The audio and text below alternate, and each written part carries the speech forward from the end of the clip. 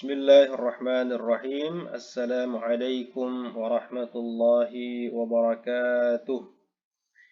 Innal hamdalillah nahmaduhu wa nasta'inuhu wa nastaghfiruhu wa nastahdihi wa na'udzu billahi min shururi anfusina wa min sayyiati a'malina. Man yahdihillahu fala mudilla lahu wa man yudlil fala hadiya lahu. أشهد أن لا إله إلا الله وحده لا شريك له وأشهد أن محمدا عبده ورسوله الذي لا نبي بعده اللهم صل وسلم وبارك على نبينا محمد وعلى آله وأصحابه وسلم تسليما كثيرا أما بعد. Bapak Ibu, ikhwan dan akhwat yang dirahmati Allah, pertama kita bersyukur kepada Allah Tabaraka wa Ta'ala yang masih memberikan kepada kita nikmat sehat, nikmat sempat, sehingga pada kesempatan hari ini kita bisa memulai kursus online bahasa Arab kita yang insya Allah ini adalah merupakan pertemuan pertama dan mudah-mudahan akan berlanjut dengan pertemuan-pertemuan yang lain. Salawat dan salam marilah kita sampaikan untuk Rasulullah sallallahu alaihi wasallam. Mudah-mudahan dengan memperbanyak salawat kepada beliau kita mendapatkan syafaatnya di hari kiamat kelak. Amin ya rabbal alamin. Bapak Ibu, ikhwan dan akhwat rahimani wa rahimakumullah.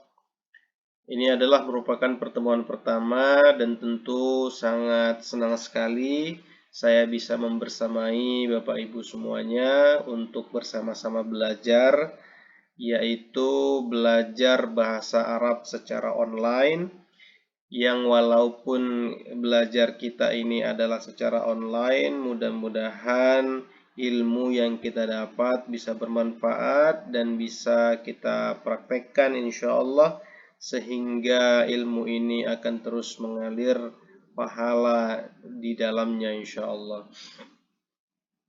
Jadi Bapak Ibu, ikhwan dan akhwat yang dirahmati Allah, jadi ini adalah merupakan pertemuan perdana kita dan insya Allah akan kita lanjut dengan pertemuan-pertemuan berikutnya di pertemuan yang lain. Untuk materi insya Allah akan kita sampaikan setiap pekan. Akan tetapi untuk konsultasi seputar pertanyaan-pertanyaan yang ingin disampaikan tentang materi yang kita sampaikan ini insya Allah bisa setiap hari selama memang saya bisa melayani pertanyaan-pertanyaan yang datang dari Bapak Ibu semuanya ya. Jadi itu yang pertama. Nah, untuk pertemuan pertama kita kali ini adalah bersifat pendahuluan terlebih dahulu ya, perkenalan terlebih dahulu. Kemudian nanti untuk mulai belajarnya kita akan mulai dari pertemuan kedua insya Allah. Jadi langsung saja kita mulai. Yang pertama untuk sesi perkenalan ya, kursus ini dinamakan kursus online bahasa Arab I'dad Lughah ya. Jadi nama yang kita ambil adalah I'dad Lughah. Ini merupakan kalimat yang berasal dari bahasa Arab. I'dad itu artinya adalah mempersiapkan, sementara al-lughah di sini maksudnya adalah bahasa. Jadi maksud daripada I'dad Lughah di sini adalah mempersiapkan bahasa, atau lebih spesifik, lebih khusus lagi adalah kita mempersiapkan bahasa Arab dengan cara mempelajarinya. Kemudian kursus ini insya Allah akan diasuh oleh Ustadz Dasa Saputra, yaitu saya sendiri. Dan insya Allah apabila nanti dibutuhkan juga akan dibantu oleh beberapa asatizah yang lain. Dan tidak tertutup kemungkinan bila teman-teman Bapak Ibu semuanya juga ingin membantu saya dalam memahamkan teman-teman yang belum paham, mudah-mudahan itu juga menjadi tambahan pahala untuk Bapak Ibu semuanya insya Allah. Jadi kita belajarnya itu sama-sama belajar saja ya. Jadi tidak hanya mencukupkan apa yang saya sampaikan, Akan tetapi kita saling support, kita saling memberi masukan bila mana ada hal-hal yang perlu kiranya untuk dikoreksi, maka silakan dilakukan koreksi terhadap apa yang saya sampaikan. Itu secara khusus atau secara singkat ya seputar perkenalan kursus online bahasa Arab kita ini. Kemudian tentu ada pertanyaan yang sering ditanyakan ya, kenapa harus belajar bahasa Arab? Ya, ini tentu menjadi sebuah pertanyaan besar yang harus kita jawab ya. Karena memang hari ini tidak bisa kita pungkiri bahwa kecenderungan orang untuk memperdalam bahasa Arab itu sepertinya tidak sebanyak kecenderungan orang untuk memperdalam bahasa Inggris atau bahasa-bahasa asing lainnya, seperti misalnya bahasa Mandarin dan lain sebagainya.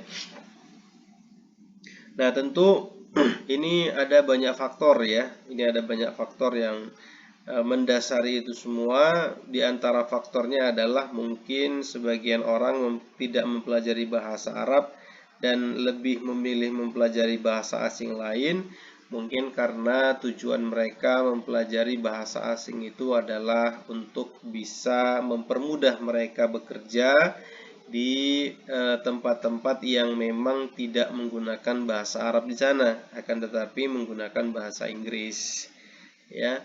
Atau bisa jadi orang lebih suka kursus bahasa Inggris dan bahasa asing lainnya dibandingkan dengan bahasa Arab, mungkin karena pamor dari bahasa Inggris itu sepertinya sudah wah di kalangan masyarakat ya, sehingga ketika ada orang yang mempelajari, memperdalam bahasa Arab itu seperti orang-orang yang ya tidak sekeren ketika mereka mempelajari bahasa asing lain ya, termasuk bahasa Inggris dan bahasa Mandarin. Akan tetapi itu semua tentu tidak menjadi persoalan bagi kita ya, karena tentu alasan mempelajari bahasa Arab itu juga merupakan sebuah hal yang harus kita perhatikan ya, satu hal yang butuh perhatian kita semuanya. Tentu jawabannya jika ada yang bertanya kenapa harus belajar bahasa Arab, salah satu jawaban fundamental yang sering ataupun yang sangat mungkin untuk kita jawab adalah karena bahasa Arab ini bisa digunakan untuk berkomunikasi dengan orang yang menggunakan bahasa Arab itu, terkhusus orang-orang yang ada di negara-negara Arab ya, seperti di Saudi Arabia, di Kuwait, di Qatar dan lain sebagainya. Nah, maka pada saat kita mempelajari bahasa Arab, maka secara khusus kita bisa berkomunikasi dengan orang Arab yang menggunakan bahasa itu. Ini tentu mempermudah kita, insya Allah ya.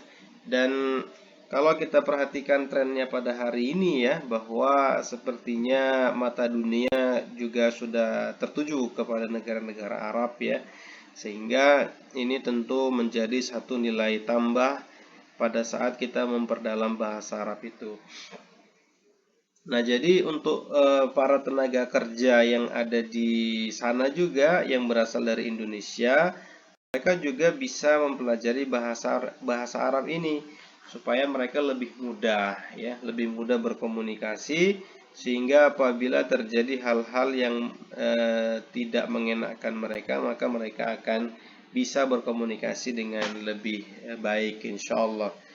Jadi itu yang pertama ya, jawabannya kenapa harus belajar bahasa Arab. Karena bahasa Arab itu bisa digunakan untuk berkomunikasi dengan orang Arab itu sendiri. Dan tentu kita juga tahu ya bahwasanya bahasa Arab itu adalah merupakan bahasa yang diakui secara resmi oleh Perserikatan Bangsa-Bangsa. Jadi tidak hanya bahasa Inggris, akan tetapi bahasa Arab juga diakui oleh PBB ya. Kemudian yang kedua, kenapa kita harus belajar bahasa Arab? Karena dengan mempelajari bahasa Arab, kita insya Allah bisa membaca kitab-kitab para ulama ya, yang ditulis dengan menggunakan bahasa Arab. Nah, tentu kalau kita lihat ya sumber-sumber rujukan kita dalam mengambil sebuah ilmu ini kebanyakannya adalah berasal dari ulama-ulama yang menuliskan buku-buku mereka dengan menggunakan bahasa Arab. Maka bagaimana kita bisa membaca itu semua apabila kita tidak bisa berbahasa Arab, ya? Kemudian yang ketiga, tentu di antara jawaban kenapa kita harus belajar bahasa Arab, yaitu untuk mengangkat kebodohan dalam diri kita, ya, supaya apa yang tidak kita ketahui bisa menjadi tahu, insya Allah, ya. Jadi tidak ada ruginya, insya Allah, mempelajari bahasa Arab, ya. Kemudian berapa lama waktu yang dibutuhkan untuk mempelajari bahasa Arab? Nah, ini juga sering dipertanyakan, ya. Tentu jika pertanyaannya seperti itu, jawabannya adalah relatif, ya. Relatif, ada yang cepat, ada yang lambat, ada yang tidak bisa sama sekali dan seterusnya, ya. Jadi itu semuanya tergantung kepada kemampuan masing-masing, tentu sesudah pertolongan dari Allah Subhanahu wa ta'ala. Ada orang yang 1 tahun belajar bahasa Arab langsung bisa, ya, langsung bisa walaupun tidak terlalu mahir, tapi bisa insya Allah. Tapi ada orang yang sudah belajar bahasa Arab berpuluh-puluh tahun, di pesantren misalnya sudah bertahun-tahun, akan tetapi bahasa Arabnya tidak bagus-bagus amat. Itu juga ada seperti itu, ya. Jadi jika ada yang bertanya berapa lama waktu yang dibutuhkan untuk belajar bahasa Arab, maka itu relatif dan berbeda antara satu orang dengan orang yang lain, ya. Kemudian ada berapa banyak metode mempelajari bahasa Arab. Nah, ini juga ya yang harus kita perhatikan, bahwasanya ya hari ini ada banyak sekali metode yang dikembangkan dalam mempelajari bahasa Arab ini. Ya, jadi ada banyak metode-metode yang digunakan. Ada yang bahkan berani menggaransi gitu ya, sekian jam belajar bahasa Arab langsung bisa menerjemahkan Al-Qur'an, langsung bisa berbicara bahasa Arab dan lain sebagainya. Maka ini semuanya sah-sah saja, ya. Sah-sah saja selama memang apa yang dilakukan itu tidak melanggar batasan-batasan syariat, insya Allah, maka selama itu bisa dijaga, maka tidak ada masalah, ya, tidak ada masalah insya Allah.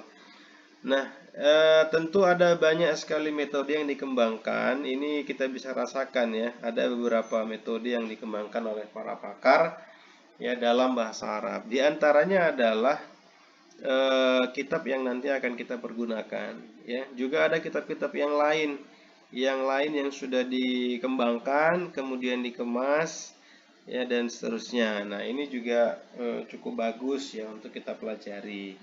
Dan tidak salah juga kita mencoba untuk mengikuti materi-materi yang menawarkan kepada kita bahwa bisa belajar, bisa ngomong bahasa Arab dalam waktu singkat, yaitu terserah, ya, boleh kita ikuti, boleh tidak. Tapi kalau memang kita penasaran dan pengen membuktikan, maka silahkan diikuti, ya. Nah, tentu masing-masing metode itu memiliki kelebihan dan kekurangan, ini sudah pasti, ya. Jadi agak sulit kita untuk bisa mengklaim, ya, mengklaim satu metode tertentu bahwasanya metode itu lebih baik daripada metode yang lain. Walaupun itu bisa saja terjadi, ya. Itu bisa saja terjadi. Akan tetapi kita bisa memastikan itu semua pada saat apa? Pada saat kita sudah melihat, ya, sudah melihat kondisi di lapangan, orang yang mengembangkan teori itu. Nah, kemudian ini juga ada pertanyaan, ada berapa jenis bahasa Arab. Nah, ini juga menjadi satu hal yang perlu kita perhatikan, ya, bahwasanya bahasa Arab itu tidak hanya terdiri dari satu jenis, tapi setidaknya bahasa Arab itu ada 2 jenis, ada namanya bahasa Arab Fushah, ada namanya bahasa Arab Ammiyah, ya. Kalau Fushah itu adalah yang memang dia bahasa baku, ya, bahasa baku, bahasa kitab, ya, bahasa ceramah dan lain sebagainya, itu bahasa Fushah. ada juga bahasa Ammiyah. Nah, kalau bahasa Ammiyah ini singkatnya kalau di kita ini adalah bahasa pasaran ya, bahasa pasaran. Sehingga bahasa Ammiyah ini terkadang tidak mengindahkan kaidah-kaidah nahunya ya dan seterusnya. Ya, bisa terjadi kesalahan-kesalahan di situ, dan bahkan dari sisi kata-kata yang mereka ucapkan itu tentu akan berbeda ya dari bahasa Arab Fusha ya. Nah, jadi untuk bahasa Arab Fusha dan Ammiyah ini pun ya dua-duanya memiliki kelebihan dan dua-duanya juga memiliki kekurangan ya. Jadi tidak boleh kita terlalu merasa bahwa kita sudah belajar bahasa Fusha kemudian kita meremehkan orang yang belajar bahasa Arab Ammiyah, dan sebaliknya, orang yang belajar bahasa Arab Ammiyah menyepelekan orang yang belajar bahasa Arab Fusha. Karena dua-dua ini bagus ya, dua-dua bagus, sehingga tidak mengapa kita mempelajari semuanya. Akan tetapi untuk kursus kita kali ini yang akan kita pelajari adalah bahasa Arab Fusha ya, bukan bahasa Arab Ammiyah. Berikutnya, buku apa yang kita gunakan ya dalam kursus ini? Jadi insya Allah buku yang kita gunakan adalah Kitab Durusul Lughah Al-Arabiyyah. Ya, ini adalah merupakan kitab yang akan kita pergunakan. Ya, apa sebenarnya keistimewaan dari buku yang kita gunakan ini? Nah, jadi ini kan perlu untuk menjadi bahan pertimbangan kita ya pada saat kita memutuskan untuk mengikuti kursus online ini. Nah, tentu kita akan sebutkan ya beberapa keistimewaan dari buku yang akan kita gunakan. Walaupun nanti ada keistimewaan-keistimewaan lain yang belum tersebutkan, maka itu silakan ditambahkan saja ya. Di antara keistimewaan buku yang akan kita gunakan ini adalah bahwa bukunya itu mudah untuk dipahami insyaallah ya. Sangat mudah dipahami, kemudian ada banyak sekali latihan-latihan yang dipaparkan di sana sehingga untuk kita yang masih pemula ini bisa lebih mudah ya, lebih mudah insyaallah. Kemudian buku ini juga banyak dipakai di pesantren-pesantren di Indonesia. Jadi memang rata-rata pesantren di Indonesia ya, khususnya pesantren modern itu menggunakan kitab Durusul Lughah Al-Arabiyyah ini ya dalam mengajarkan bahasa Arab kepada santri-santrinya ya. Jadi sangat istimewa buku ini ya.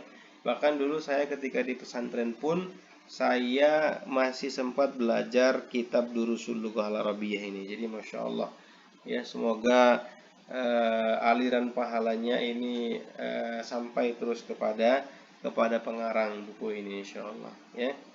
Berikutnya di antara keistimewaan buku Durusul Lughah Al-Arabiyyah ini adalah bahwa di dalam buku ini tidak langsung memperkenalkan qawaid-qawaid nahunya ya, kecuali mungkin hanya sedikit saja. Akan tetapi salah satu keistimewaan dari buku ini atau kitab Durusul Lughah Al-Arabiyyah ini adalah bahwa tidak banyak ya, tidak banyak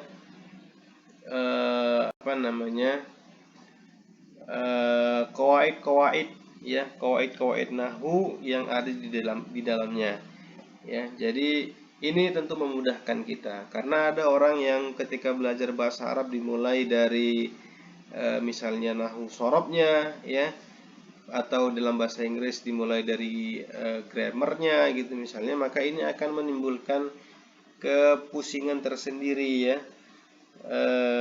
bagi orang yang bersemangat untuk mempelajari bahasa Arab ya. Jadi memang kita upayakan bahwa dalam kita belajar bahasa Arab ini ada hal-hal yang bisa membuat diri kita itu lebih bersemangat untuk belajar insyaallah ya. Jadi itu beberapa keistimewaan yang digunakan di dalam buku Durusul Lughah Al-Arabiyyah ini ya. Nah, jadi itu Bapak Ibu yang dirahmati Allah, untuk sekedar mukaddimah kita pada pertemuan pertama kali ini ya. Mudah-mudahan apa yang disampaikan bisa bermanfaat, dan insya Allah kita akan ketemu lagi di pertemuan yang kedua insya Allah. Wassallallahu ala nabiyyina Muhammad. Wassalamualaikum warahmatullahi wabarakatuh.